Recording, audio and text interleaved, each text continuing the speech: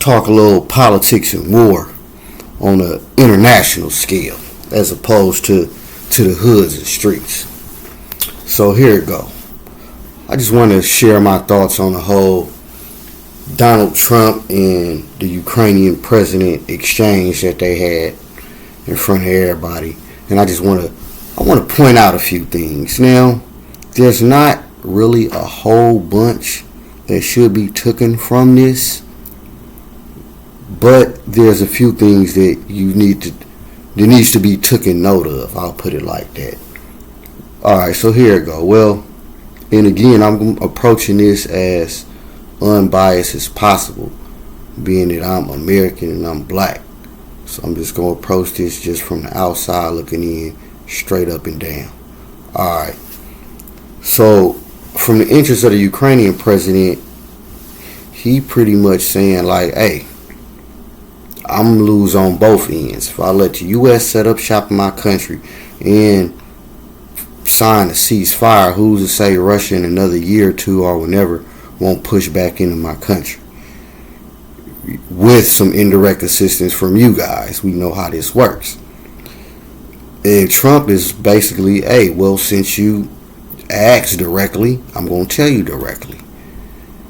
And in a nutshell, that's pretty much what took place. Now, us being in the U.S., we're not necessarily used to that in terms of the media. We're used to the Hollywood double talk.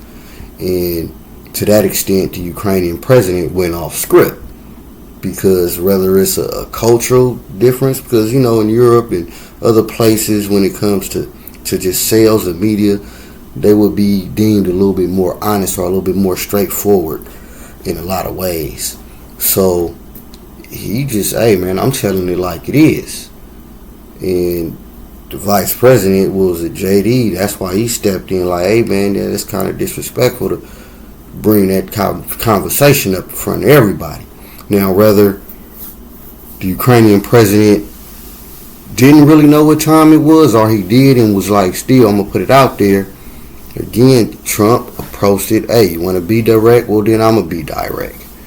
Now, for a lot of American people, I can hear people now, especially anti-Trumpers, about how degenerate the White House done got since Trump been in office.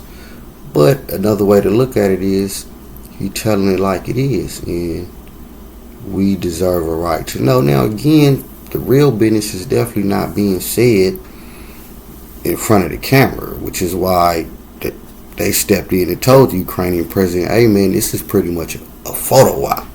We're not about to discuss no real issues, what's really going on. But Ukraine like, hey man, I'm the one up against it. Y'all ain't up against it like we is. And I'm not for Ukraine and I'm not against Ukraine. To that extent, I ain't got a dog in the fight. Again, I'm coming at this unbiased as possible, just outside looking in. From both understandings. The US like, hey, we don't even talk like that in front of cameras. We play the role, we real good at that. So you supposed to play along as well, but since you mentioned it, well, we gonna tell you, and that's pretty much what I make of that, y'all. And I heard the Ukrainian president speak afterwards again from his standpoint. He like, hey man, I need some more assurances to his standpoint, and to our standpoint, because and we all know the U.S. we play hardball. But at the same time, Trump, it was funny how Trump told him like, hey man, you ain't got the cards right now. He like, Ukrainian president, man, we not playing cards. Basically, this ain't no game. And Trump countered with, you're putting millions of lives at stake. See, that was like an indirect, not necessarily a threat, but like, hey, you already know. And this is rather in the form of us, the U.S., just stepping aside and let Russia continue to do their thing. But see, although, and I haven't really been tapping into the whole wars, honestly, but last I heard, Ukraine was kind of holding their own, and Russia was kind of just bogging themselves down to the point they even had to have some assistance from North Korea. But again, I haven't been really keeping up with that conflict. But you would think the Ukraine would have a little bit more, how should I say, more leverage than the way that Ukrainian president was speaking about. But I don't know. Again, this is media and drama, so this is being plastered everywhere, and this is even why I'm speaking on it, because we're not used to seeing this as Americans, to seeing the leaders talk like this.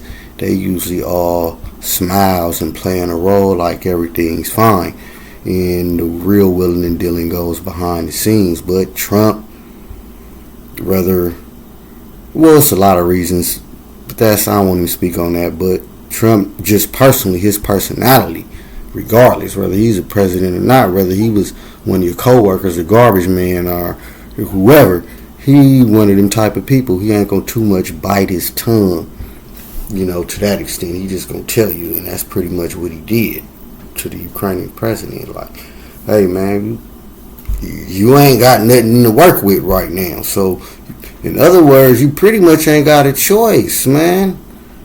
And that's the real conversation that be going on. And he pretty much said that to him in another way. Again, you gotta know the language, but. Yeah, y'all, that's pretty much it when it comes to that, y'all. I wouldn't you guys lose no sleep on this whole Trump thing. Trump is gonna be Trump. Plus, most Americans is concerned about the policies regarding us, not the abroad policies, not too much. Although, of course, it's a trickle down when you hear the talks of tariffs and etc.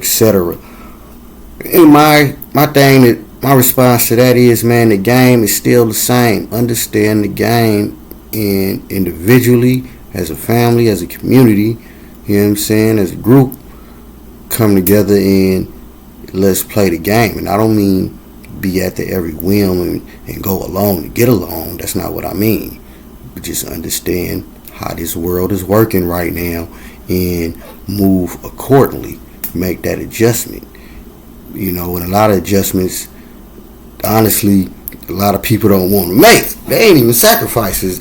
They're just certain adjustments. And that's a whole nother topic, because those who, and I tell this to myself every day, man, no, man, if you ain't really make this certain adjustment, man, you probably won't be moving forward, man, because they set it up to make it very difficult for you to move forward. And that middle class is getting thinner and thinner, so you're either going to be rich or poor. But again, I'm not about to go down the rabbit hole too much, y'all.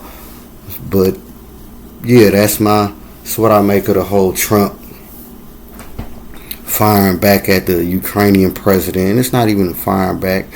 The Ukrainian president went off script, said some things directly, and Trump answered them directly. And the vice president stepped in, saying, hey, you disrespectful. And he basically was just saying, man, you disrespecting the game, the way we play things. We don't talk like that in public. We sneaky, we be deceitful about it, or we just double talk for whatever reason. But that's the American way, and the Ukrainian president, for whatever reason, wasn't trying to hear that, and he said what he said, and that's the response the U.S. gave him. And that's pretty much it, y'all, in a nutshell, man. But I'm going to be back at y'all definitely.